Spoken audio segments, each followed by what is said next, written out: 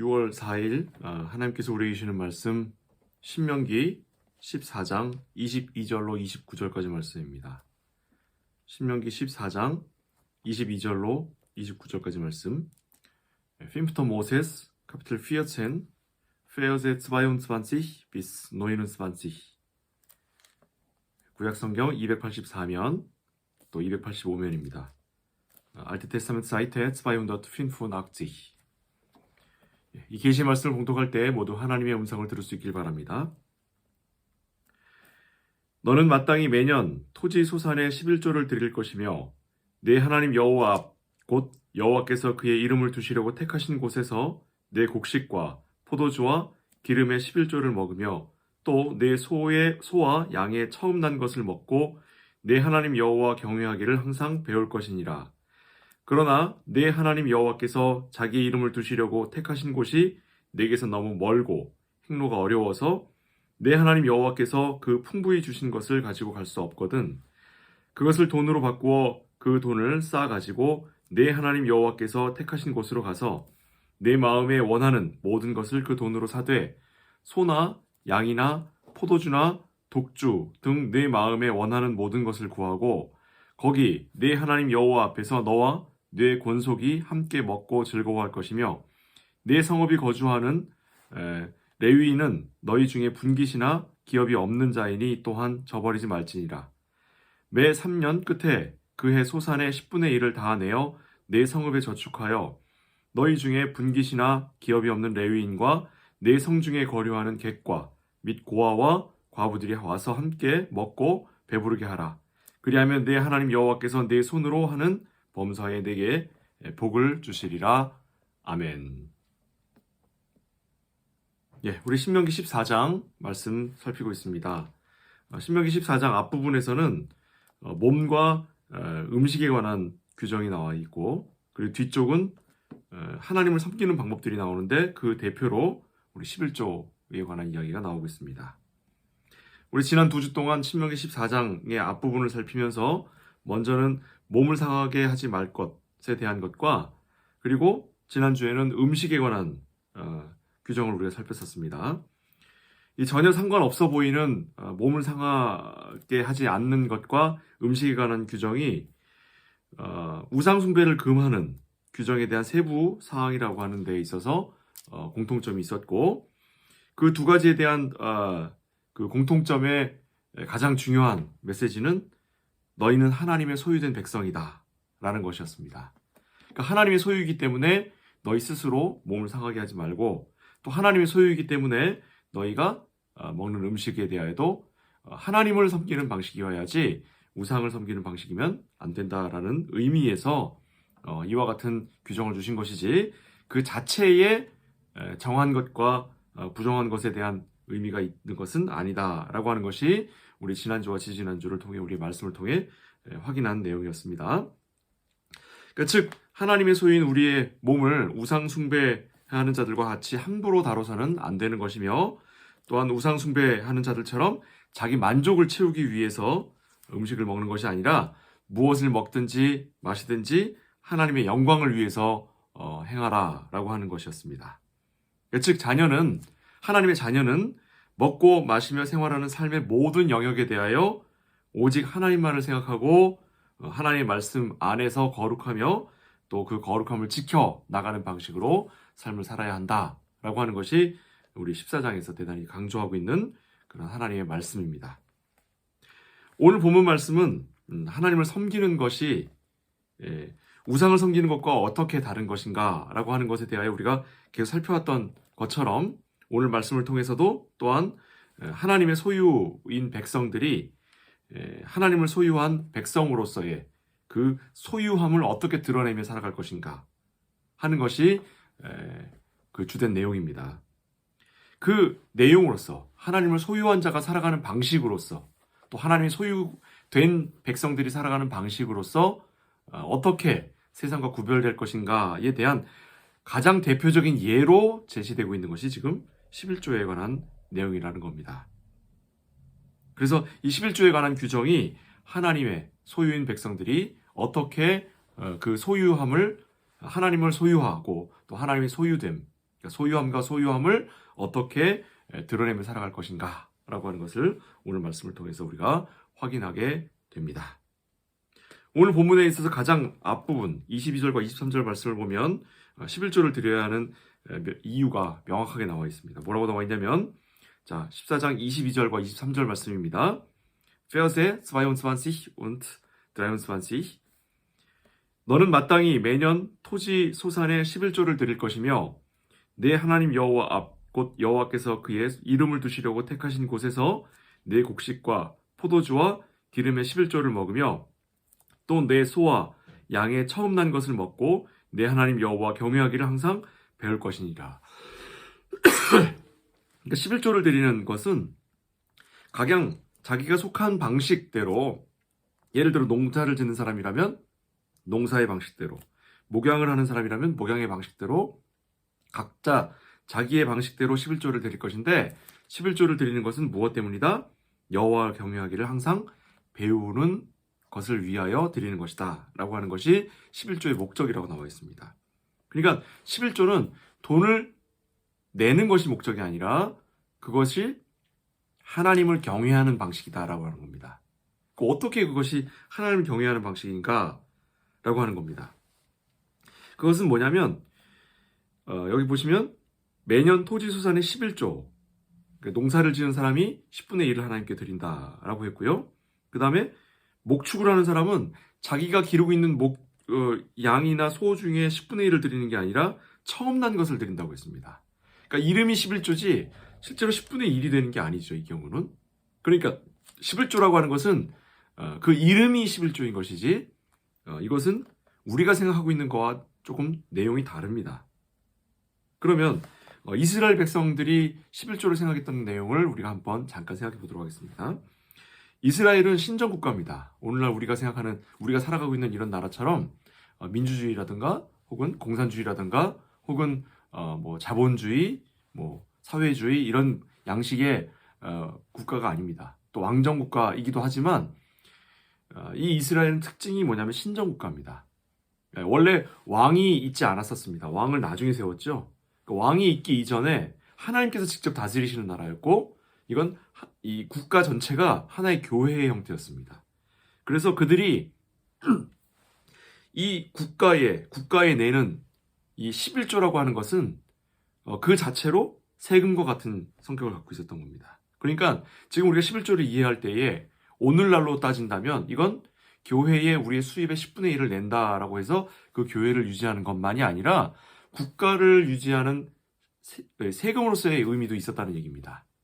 그러니까 이 구약 성경에서 이야기하고 있는 이 11조를 그대로 우리가 오늘날 11조로 1대1로 적용할 수는 없다는 얘기입니다. 그것이 신정국가에서 내는 11조와 오늘날 이 다양한 형태의 국가에서 살면서 교회에 내는 헌금이다라고 하는 것과는 조금 차이가 있다는 거죠. 그럼 그 차이를 어떻게 이해할 것이냐라고 한다면 이 11조라고 하는 거는 공적이고 또 외적인 의미를 갖고 있습니다. 공적이고 외적인 의미를 갖고 있습니다. 국가에 대한 세금이기 때문에. 반면에 내적이고 영적인 의미는 우리가 하나님의 백성이다라고 하는 것을 담고 있는 내용이죠. 그러니까 이스라엘 국민들이 그들이 11조를 하나님께 내었다라고 하는 것 혹은 국가에 냈다라고 하는 것은 물질적으로는 이스라엘이라고 하는 국가에 속해 있는 자들이지만 영적으로는 하나님께 속했다라고 하는 것을 의미한다는 겁니다. 이것이 구약의 신명기에 나와 있는 이 구약 백성들이 가지고 있는 두 가지 의미인데 이 당시에는 이 두 가지 의미 이스라엘 국가에 속한다라고 하는 것과 하나님의 백성이라고 하는 것이 구별됨이 없었습니다. 그냥 하나로 뭉쳐져 있었죠. 그리고 그 하나로 뭉쳐져 있는 그 나라에 내는 것이 11조였습니다. 반면에 오늘날에는 국가에 속해 있을 때는 그 국가는 기독교를 국교로 하고 있지 않기 때문에 국가에 속해 있는 것은 별도로 있고 교회에 하나님의 백성으로서 속해 있는 것은 또 별도로 있단 말이죠. 그렇다면 이 두 가지가 어떻게 우리에게 있어서 어떤 의미로 다가오는지를 우리가 스스로도 생각해 봐야 되고 이것은 그 의미를 살펴서 그 고민들과 그 내용들을 우리의 삶에 적용해야 한다라고 하는 것이 대단히 중요하다고 할 수 있겠습니다.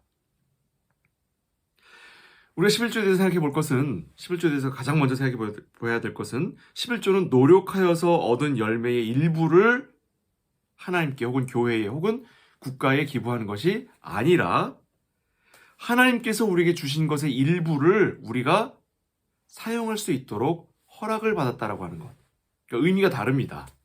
내가 가지고 있는 내 소유의 10분의 1을 하나님께 드리는 게 아니라 하나님이 우리에게 맡겨두신 것을 내가 사용할 수 있도록 하나님께서 그 일부를 우리에게 나누어 주시는 것이다 라고 하는 것이 가장 첫 번째 의미입니다. 신명기에서 계속해서 반복하고 있는 것은 뭐냐면 하나님께서 이스라엘 백성들을 애굽에서 이끌어내어 광야를 지나게 하시고 가나안까지 인도하셨다는 겁니다. 그리고 가나안 땅에 들어가 살게 되는 곳에서도 심지어 그들이 자신들이 심지도 않은 곡식을 그들이 먹고 그들이 짓지 않은 집에서 살게 하셨다는 거죠. 그러니까 은혜로 우리의 삶을 전부 다 하나님께서 주셨다라고 하는 것을 신명기가 계속 강조하고 있습니다. 그런 하나님께서 우리에게 요구하는 것이 무엇이냐라고 한다면 바로 하나님께서 우리를 소유하셨고 우리가 하나님을 소유한 백성이라고 하는 것을 기억하라는 겁니다. 즉 율법이라고 하는 것도 언약을 기억하는 방식이고 또 우리가 하나님을 예배하고 하나님을 섬기는 모든 방식도 하나님이 우리와 맺으신 언약을 기억하는 방식이어야지 그 행동 자체를 지키는 그것으로 우리의 의무를 다했다라고 하는 성격이 아니라는 겁니다. 그래서 가장 먼저 첫 번째로 예배 규정에 대하여 말씀하심으로 하나님께서 명하신 방법 이외에 우리가 고안하는 방법으로는 하나님께 나올 수 없다라고 했던 겁니다.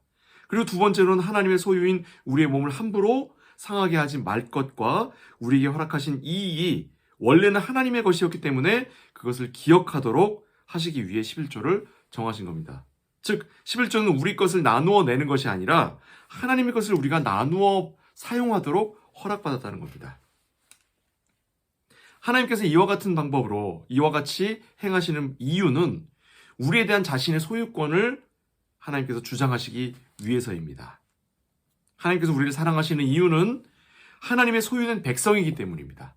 그 이유는 우리에게 있는 것이 아니라 하나님께 있습니다. 하나님이 우리를 택하셨고 우리를 자기 백성으로 삼으셨고 우리를 자기 자녀로 삼으셨기 때문에 하나님이 우리를 사랑하시는 것이지 우리가 하나님의 명령을 잘 지켰기 때문에 우리가 하나님의 명하신 바를 우리가 성실히 이행하기 때문에 하나님이 우리를 사랑하시는 것이 아니라는 겁니다. 하나님의 자녀되었기 때문에 하나님이 우리를 사랑하시고 또한 우리에게 하나님을 사랑하도록 요구하실 때에 우리가 하나님을 사랑하는 방식으로 주신 것이 율법이라고 하는 거죠. 앞서 말씀드린 바와 같이 애굽은 고대 문명의 발상지 중 한 곳입니다. 그곳은 비옥한 삼각주가 있었기 때문에 그곳에서 사는 것이야말로 사실은 이 사람들의 인간에게 있어서 가장 넉넉하고 걱정이 없이 살아가는 것이었을 겁니다. 그런데도 불구하고 하나님은 그 백성들을 그곳에서 이끌어내어 척박한 땅으로 이끌고 가셨습니다. 그 이유는 뭐냐면 하나님을 의지하지 않고서는 그 땅에서 소산을 얻어먹을 수가 없다는 겁니다. 하나님이 은혜를 주셔야지만 얻어먹을 수 있게 되는 거고 소산을 그곳에 씨를 심었을 때에 그것이 싹을 내고 그것이 자라고 그것이 곡식으로 그들의 입에 들어가기까지 모든 것들은 하나님의 손길이 닿아야만 가능했던 겁니다. 이것을 통해 하나님이 이스라엘 백성들을 보존하시고 이스라엘 백성들을 하나님의 백성으로 인도해 가신다라고 하는 걸 이스라엘 백성들에게 기억하게 하시는 거죠. 하나님께서 이 백성에게 따라서 요구하시는 것이 무엇이었습니까? 당연히 하나님만을 바라보고 하나님만을 의지하도록 하는 것 아니었겠습니까? 그런데 어떻습니까? 자신들이 수고하고 자신들이 노력하여 얻게 된 것이라고 그들은 스스로 생각하며 넉넉함을 얻게 되었을 때에 그들은 곧 자신들의 능력과 자신들의 실력을 자랑하고 뽐내는 데서 자신들의 행복을 찾진 않았습니까? 자기들이 잘나서 행복하다고 생각하진 않았겠습니까? 그런 그들의 생각을 고치시기 위해 하나님은 오히려 그들의 삶을 더욱 척박하게 하셨고 이방 국가의 침공에 시달리게 하신 것이 구약의 내용 아니었겠습니까? 아이러니죠. 사랑하는 백성들을 넉넉하고 편안하게 살게 하시는 것이 아니라 그들이 하나님을 찾고 하나님의 이름을 부르짖게 하시기 위하여 그들을 어려움 가운데 내모셨다라고 하는 것이 너무나도 아이러니지만 그것이 구약 성경이 우리에게 보여주고 있는 하나님과 이스라엘 백성들의 관계였다는 겁니다. 하나님께서 과연 손이 작아서 이스라엘 백성들을 고생시키신 겁니까? 하나님께서 자기밖에 모르는 이기적인 신이라서 이스라엘 백성들을 그렇게 고난 가운데 내던져 놓으신 겁니까? 이스라엘 백성들이 하나님의 원래의 의도와 뜻을 드러놓고도 곧 잊어버리는 자들이었기 때문이 아니었습니까? 하나님의 말씀을 듣고 기억하여 순종하기보다는 자기들의 요구와 자기들의 욕심만 채워달라고 하나님께 요구하고 있지는 않았습니까? 그런 백성들에게 대하여 하나님은 내가 너희 여호와 하나님인 것을 기억하고 오직 너희가 의지할 바는 나 여호와 하나님밖에 없음을 너희가 기억하라 라는 말씀으로 반복하고 계시다는 겁니다. 율법은 하나님의 은혜에 대한 감사보다 자신들의 필요만 구하는 이스라엘 백성들에게 대하여 하나님께서 내리신 하나님의 은혜와 사랑의 방식이었다라고 하는 것. 그것이 바로 우리 성경이 이야기하고 있는 내용입니다.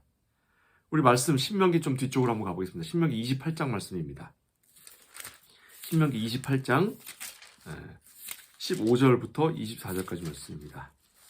5. Moses Kapitel 28, Verse 15 bis 24.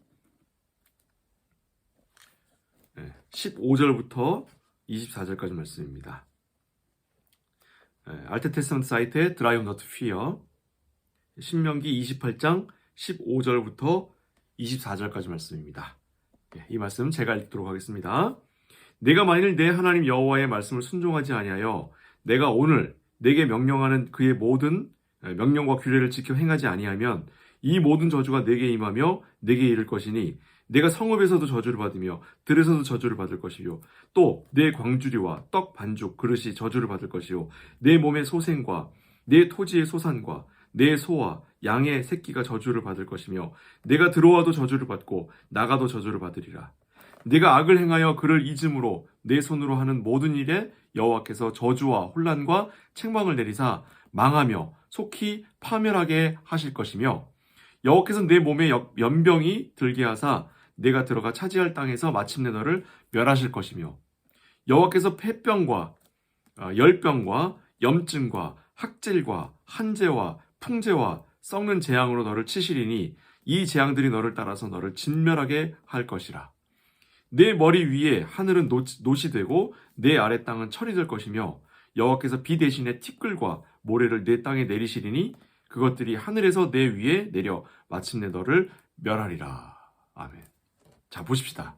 너희가 만일 여호와의 말씀을 순종하지 않고 또 여호와께서 명령하신 그 말씀의 명령과 규례를 지켜 행하지 아니하면 이 모든 저주가 임한다라고 했습니다. 자, 우리가 다 알고 있죠. 이스라엘 백성들이 언제 하나님의 말씀을 순종했습니까? 그들이 언제 하나님의 명령을 따르고 그들이 그 명령과 규례를 따라 하나님 앞에 순종하는 삶을 살았습니까? 그들은 그런 삶을 살지 않습니다. 이 이후에 그들이 자신들의 요구대로 왕을 요구하고 그 왕이 또한 자신의 욕심대로 하나님을 버리고 자기들의 길로 갔다는 것이 구약성경 전체의 내용입니다. 그런데 하나님이 과연 이 말씀대로 그들이 하나님의 명령을 어기고 하나님의 말씀에 순종하지 않았다고 해서 정말 이와 같은 저주들을 내리시는 걸 여러분들 성경에서 확인합니까? 물론 그들이 이방 족속들의 공격에 의해 멸망하기도 하지요. 그러나 곧 회복합니다.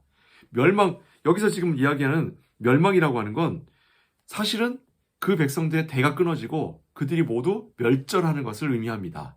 그런데 실제로 이스라엘 백성들에 대하여 하나님이 그와 같은 저주를 내리신 적은 없다는 거죠. 그럼 이건 뭐냐면 경고의 말씀입니다. 경고의 말씀인데 무슨 뜻이냐면 너희가 죄를 지었을 때, 너희가 하나님을 순종하지 않았을 때 내가 너희를 멸하리라가 이런 말씀을 하셨지만 진짜로 멸하는 것을 목적으로 하시는 것이 아니라 이와 같은 일에 빠지지 말고 제발 여호와를 사랑하고 또한 하나님의 말씀에 순종하며 너희가 하나님의 명령과 규례를 지켜 행하라. 그 명령과 규례가 무엇입니까? 하나님을 사랑하고 이웃을 사랑하는 것이죠. 바로 이와 같은 하나님의 언약의 내용, 이 언약의 내용을 이 이스라엘 백성들에게 지켜 행하도록 말씀하시는 것이 곧 율법이었고 그 율법에 속해 있는 모든 내용들입니다. 오늘 이야기하고 있는 이 11조도 이 율법의 내용에 따라 또 언약을 이스라엘 백성들이 지켜 행하도록 하는 내용에 따라 사실은 하나님을 사랑하고 이웃을 사랑하는 방법으로서 제시되고 있다는 겁니다. 그러니까 우리가 교회의 우리의 수입의 10분의 1을 내느냐 마느냐 이 문제를 이야기하고 있는 게 아니라는 겁니다. 이건 뭘 얘기하는 거냐면 과연 내가 하나님을 사랑하고 이웃을 사랑하느냐라고 하는 것을 묻고 있는 거죠. 11조라고 하는 것은 우리가 행하지 못하는 하나님을 사랑하고 이웃을 사랑하는 우리가 미처 도달하지 못하는 것에 대하여 하나님이 가장 쉬운 길을 우리에게 허락하고 계시는 거라는 내용입니다. 그래서 하나님께서 11조를 요구하시는 것은 감사를 드리는 방법을 우리에게 알려주시는 거예요. 하나님께 어떻게 감사할 것인지, 하나님께 어떻게 하나님을 소유한 백성들이 살아갈 것인지, 어떻게 하나님의 소유된 백성들이 살아갈 것인지에 대한 방법을 가르쳐주고 계시는 것이며 또한 복의 증거로서 하나님을 사랑하고 이웃을 사랑하는 그 방법을 우리에게 알려주고 계신다는 겁니다. 오늘 본문 말씀 뒤쪽으로 한번 가볼게요. 다시 신명기 14장으로 가봅니다. 오늘 본문 말씀 맨 뒷부분이에요. Kapitel 14, Verse 28, 27부터 보겠습니다. 27절부터 29절까지 말씀 보겠습니다. 자, 내 성읍에 거주하는 레위인은 너희 중에 분깃이나 기업이 없는 자이니 또한 저버리지 말지니라. 자, 말투를 잘 보셔야 됩니다. 저버리지 말지니라. 매 3년 끝에 그해 소산의 10분의 1을 다하내어 내 성읍에 저축하여 너희 중에 분깃이나 기업이 없는 레위인과 내 성중에 거류하는 객과 및 고아와 과부들이 와서 먹고 배부르게 하라. 그리하면 내 하나님 여호와께서 내 손으로 하는 범사에 내게 복을 주시리라. 자, 보십시다. 하나님께 복을 받기 위해서는 얼마나 빈곤합니까? 하나님께 복을 받기 위해서는이 아니라 하나님께 복을 받은 자들은 그 하나님께 받은 그 복을 감사하는 표로 너희 소산의 10분의 1을 비축하여 두었다가 너무너무 어려워 그 끼니도 해결하지 못하는 객들과 레위인들과 과부와 고아들이 모여서 함께 그것을 먹고 마심으로 배부르며 즐거워하도록 기뻐하도록 너희가 이웃을 사랑하고 하나님을 사랑하는 내용으로서 11조를 사용해라. 너무 분명하지 않습니까? 말씀이. 그렇기 때문에 11조를 오늘날 11조를 교회에 해야 되느냐 말아야 되느냐, 헌금을 해야 되느냐 말아야 되느냐, 이 문제는 사실은 본질의 문제가 아닙니다. 교회에 우리가 헌금을 낸다라고 할 때엔 교회가 그 받은 헌금을 가지고 과연 손님을 대접하고 레위인을 먹고 마시게 하며 객과 고아들 그리고 과부들 불쌍한 자들을 위하여 이것을 잘 사용하고 있느냐, 혹은 교회를 유지하기 위하여 그것을 잘 사용하고 있느냐라고 하는 것을 우리가 확인한다면 사실은 우리가 따로 불쌍한 사람들을 찾아서 다니면서 내가 그들에게 시간을 사용하고 그들에게 나의 재산을 사용하고 나의 열심을 사용하는 것보다 훨씬 쉬운 방법으로, 훨씬 더 간단한 방법으로 이웃을 사랑하는 법으로 우리에게 제시하고 있는 겁니다. 한 방법으로 제시하고 있는 거예요. 그러니까 우리가 이와 같은 방법으로 서로 함께 즐거워한다라고 하는 겁니다. 우리 이미 살피지 않았습니까? 여호와 앞에서 레위인들과 고아와 과부들과 함께 즐거워하라. 함께 즐거워하라. 그 내용에 대한 세부 항목으로 우리에게 가르치고 있는 것이 바로 11조라고 하는 겁니다. 다시 말해 하나님께서는 긍휼한 분이시니 너희도 긍휼하라. 이 얘기입니다. 하나님께서 은혜와 구원을 또한 그 복을 거저 주셨으니 너희도 너희 이웃들에 대하여 그리함으로써 하나님에 대한 사랑을 실천하라. 라는 겁니다. 즉 11조는 의무가 아니라 성도가 성도다움을 실천하는 가장 보편적이고 가장 일반적인 방법이다 라는 말씀입니다. 이사야서 58장 6절 7절 말씀을 보겠습니다. 이사야 Kapitel 58 Verse 6 und 7 Alte Testament Seite 1038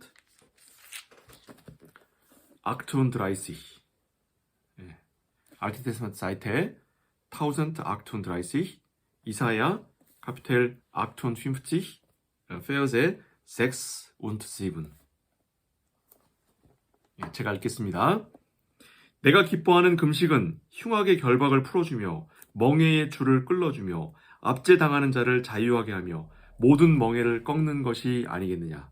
또 줄인 자에게 내 양식을 나누어 주며 유리하는 빈민을 집에 들이며 헐벗은 자를 보면 입히며 또 내 고륙을 피하여 스스로 숨지 아니하는 것이 아니겠느냐. 보십시다. 금식이라고 하는 게 뭐냐라고 했을 때 우리는 금식이라는 단어를 들으면 밥을 굶는 걸 생각하지요. 그런데 여기 말하는 건 내가 기뻐하는 금식은 흉악의 결박을 풀어주며 멍에의 줄을 끌어주며 압제당하는 자를 자유하게 해주며 모든 멍에를 꺾는 것이 아니겠느냐. 자, 보십시다. 우리가 신앙생활하면서 듣는 단어들이 있어요. 우리가 그 단어들을 그냥 그 단어의 뜻으로만 이해를 하면 우리는 곧 오해하게 되어 있습니다. 금식은 밥을 굶는 게 아니라 우리에게 있고 우리를 결박하고 있는 결박을 끊으며 고통을 당하는 자들, 압제당하는 자들에게 자유를 허락하며 모든 멍에를 꺾는 것이 아니겠느냐. 또 줄인 자에게 양식을 나누어 주는 것이라고 했습니다. 내가 굶는 게 아니라 내가 굶음으로써 이것을 그저 내가 음식을 안 먹은 것 때문에 비축하는 것으로 끝나는 것이 아니라 그것으로 굶주리는 자에게 나누어 주는 것이다 라고 이야기하고 있습니다. 유리하는 빈민을 집에 들이며 헐벗은 자를 보면 입히며 또 내 고륙을 피하여 숨지 않는 것이다. 고륙을 피하여 숨지 않는다는 건 뭐냐면 우리에 있어서 가장 사실은 우리의 삶에서 우리의 지출, 나를 위해 사용하는 지출 이외에 가장 많은 지출은 사실 가족들을 위한 지출이죠. 자녀들과 또 부모와 또 자녀를 양육하고 부모를 공양하는 이런 부분에 있어서 사실 가장 많은 것들을 사용하게 됩니다. 이와 같은 것들을 의무와 짐으로 여기는 것이 아니라 이와 같은 것들을 마땅히 기쁨으로 하나님을 섬기는 방식으로 드리라 라고 하는 것이 사실 성경이 우리에게 주고 있는 대단히 중요한 이웃사랑과 하나님 사랑의 가치입니다. 이스라엘 백성이 11조를 내야 하는 이유는 그것으로 국가를 운영하고 이웃을 돕기 위함인 것은 분명합니다. 다른 율법들과 마찬가지로 11조의 규정도 외적으로 또 물질적으로 갖는 의미는 종결되었습니다. 이 얘기는 무슨 말이냐면 율법적으로 우리가 11조를 내야만 하나님 나라에 가고 11조를 내야만 구원받으며 11조를 내야만 기독교인이라고 하는 것은 더 이상 율법으로선 그 의미가 종결되었다는 뜻입니다. 그러나 영적인 의미와 내용은 언약의 내용으로서 영원히 우리에게 남아있게 됩니다. 그럼 어떻게 영적으로 적용할 것이냐라고 할 때에 아까도 말씀드렸듯이 하나님을 사랑하고 이웃을 사랑하는 방법이라고 하는 것입니다. 우리는 율법적으로는 더 이상 11조를 내지 않아도 됩니다. 그러나 영적으로는 하나님과 이웃 앞에 영원토록 11조를 내야 합니다. 11조라고 해서 10분의 1이라는 이름을 갖고 있다고 해서 이것을 10분의 1이라고 생각해서는 안 됩니다. 이게 때로는 우리의 전 재산이 될 수도 있고 때로는 100분의 1, 1000분의 1이 될 수도 있습니다. 그 양을 규정하고 있는 것이라기보다는 우리가 과연 얼마나 하나님을 향하여 우리의 마음을 나누고 있으며 또한 우리 이웃을 향하여 마음을 나누고 있는가를 확인해 보아야 하고 나에게 향한 마음 이상의 마음을 하나님께 드리며 또한 이웃들에게 나누고 있는가를 돌아보아야 한다는 뜻입니다.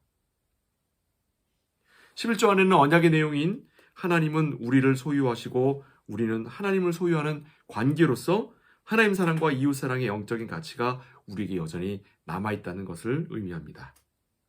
수입의 10분의 1을 교회에 헌금으로 내는 것보다 더 큰 하나님의 사랑과 이웃 사랑을 우리가 실천해야 한다는 겁니다. 그것을 교회와 더불어 실천하는 가장 좋은 방법이 11조라고 하는 대표적인 예로서 오늘 본문 우리에게 명하고 있습니다. 성도 여러분, 11조가 부담이 되신다면 11조를 내지 않으셔도 됩니다. 그러나 그것이 우리의 마땅한 의무라고 여기신다면 여러분들이 11조를 낸다라고 하는 것은 성도의 마땅한 의무가 될 것입니다. 이것에 대하여 어떻게 할 것이냐 보다는 그것을 10분의 1로 나눴더니만 이거 반올림을 해야 됩니까? 내려야 됩니까? 버림을 해야 됩니까? 라고 하는 것을 따지거나 그것들을 고민할 것이 아니라 우리가 우리의 마음을 진심을 다하여 하나님께 드리는 방법으로 우리가 어떻게 하는 것이 옳은 것인가는 본인 스스로 하나님과 함께 풀어나가시길 바랍니다. 그것에 대해 교회가 하나의 예로 제공하고 있는 11조를 따르는 것을 교회는 권면하고 있을 뿐 여러분들이 그것에 매여 종처럼 끌려가지 않으시길 바랍니다. 다만 하나님께서 우리에게 주신 그 내용을 따라 우리의 관용과 우리의 마음을 하나님과 이웃에게 나누는 보다 선한 성도가 되시길 바랍니다. 그런 의미에서 마지막으로 빌립보서 말씀을 읽고 오늘 말씀을 마치도록 하겠습니다. 빌립보서 4장 말씀입니다.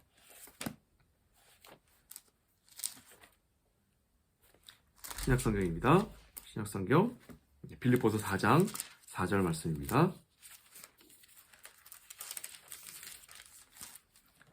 신약성경 322면 Neue Testament Seite 322 Philippians Kapitel 4 Verse 4 bis 7 4절부터 7절까지 말씀 보겠습니다. 제가 읽겠습니다. 주 안에서 항상 기뻐하라. 내가 다시 말하노니 기뻐하라. 너희 관용을 모든 사람에게 알게 하라. 주께서 가까우시니라. 아무것도 염려하지 말고 다만 모든 일에 기도와 간구로 너희 구할 것을 감사함으로 하나님께 아뢰라. 그리하면 모든 지각에 뛰어난 하나님의 평강이 그리스도 예수 안에서 너희 마음과 생각을 지키시리라. 아멘.